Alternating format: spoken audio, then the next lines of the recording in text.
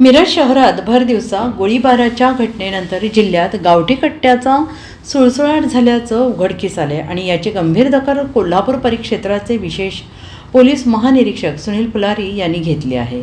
जिल्ह्यात बेकायदेशीर होणाऱ्या शस्त्र तस्करीवर कठोर कारवाई करा, वाढलेली गुन्हेगारी रोखण्यासाठी पावले उचला, शस्त्र तस्करांसह गुन्हेगारांचे कंबरडे मोडा अशा सूचना विशेष पोलीस महानिरीक्षक सुनील पुलारी यांनी दिले आहेत। कोल्हापूर परिक्षेत्राचे विशेष पोलीस महानिरीक्षक सुनील पुलारी हे आज सांगली दौऱ्यावर आले होते आणि त्यांनी पोलीस दलाचा आढावा घेतला। यावेळी अधीक्षक संदीप घुगे यांच्यासह सर्व पोलीस ठाण्याचे प्रभारी अधिकारी उपाधीक्षक उपस्थित होते।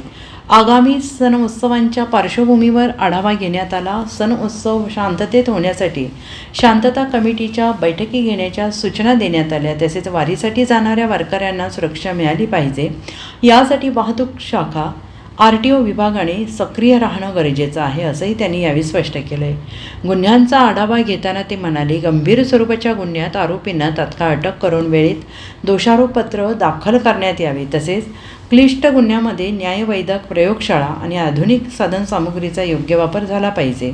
याशिवाय महिलांविषयी गुन्ह्यांमध्ये पोलिसांनी गांभीर्यानं दखल घेतली पाहिजे। कायदे बदललेत आणि संगणक प्रणालीसुद्धा वापरात आलेली आहे, त्याचे प्रत्येकाला प्रशिक्षण असणं गरजेचं आहे, यासाठी अधिकाऱ्यांनी पुढाकार घ्यावा। Bureau report SBN Marathi, Miraj.